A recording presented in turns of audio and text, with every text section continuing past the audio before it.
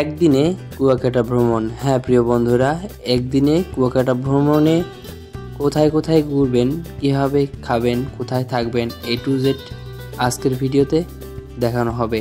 তাই ভিডিও অনেক ইন্টারেস্টিং হবে, কেউ মিস করবেন না। তো হ্যালো সবাইকে, ইটস মি আকাশ অ্যান্ড আপনারা দেখছেন ট্রাভেল উইথ আকাশ। চ্যানেলে নতুন হলে সাবস্ক্রাইব করে দিবেন।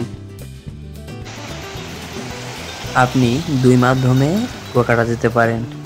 এক, ডিরেক্ট ঢাকার থেকে সরাসরি কুয়াকাটার উদ্দেশ্যে রওনা দিতে পারেন বাসে করে অথবা লঞ্চে করে। আর লঞ্চে করে গেলে অবশ্যই আপনাকে বরিশাল লঞ্চ ঘাট হয়ে যেতে হবে অথবা আপনাকে পটুয়াখালী লঞ্চ ঘাট ওইখানে নামতে হবে। আর আপনি চাইলে ডিরেক্ট সরাসরি বাসের মাধ্যমে একদম ঢাকা থেকে কুয়াকাটা যেতে পারেন।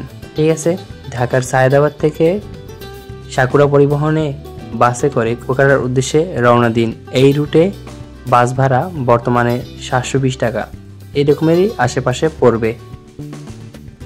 ও হ্যাঁ, আরেকটি মাধ্যমে আপনি যেতে পারেন, ডিরেক্ট ঢাকা থেকে বরিশাল আসবেন, দেন বরিশাল থেকে আবার পটুয়াখালীর উদ্দেশ্যে বা কুয়াকাটার উদ্দেশ্যে গাড়ি করে যেতে পারেন অথবা লঞ্চেও যেতে পারেন।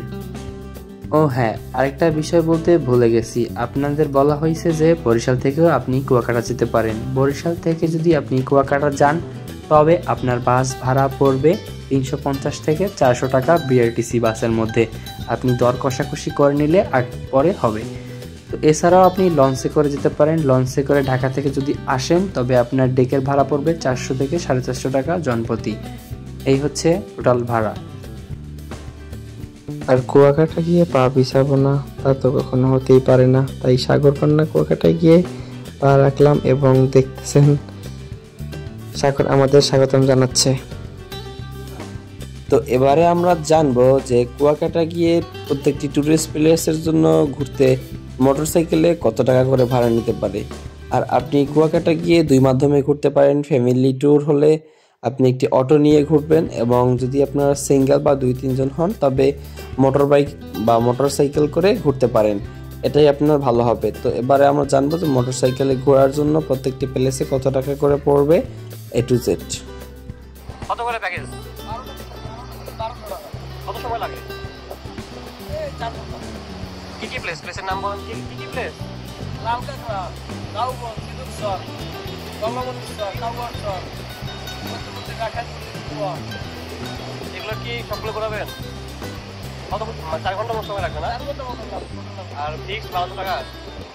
তো বন্ধুরা, আপনারা জেনে নিলেন যে প্রত্যেকটি প্লেসে ঘোরার জন্য কি পরিমাণে টাকা দরকার হতে পারে। তো সেই রকম প্রিপারেশন নিয়ে আপনাকে আসতে হবে এবং আপনি এইখানে এসে সকালে নাস্তা করে আপনি ঘোরাঘুরি করবেন বিচের পাড়ে বা গোসল করে নেবেন। দেন আপনি একটা বাইক নিয়ে বাইক রাইড করবেন অ্যান্ড আপনি প্রত্যেকটি প্লেস ঘুরে দেখতে পারেন। এভাবে করে আপনি কুয়াকাটা ট্রিপটি শেষ করতে পারেন। যদি ভিডিওটি ইনফরমেটিভ মনে হয় তবে ভিডিওতে একটা লাইক দিয়ে চ্যানেলটা সাবস্ক্রাইব করে দিবেন।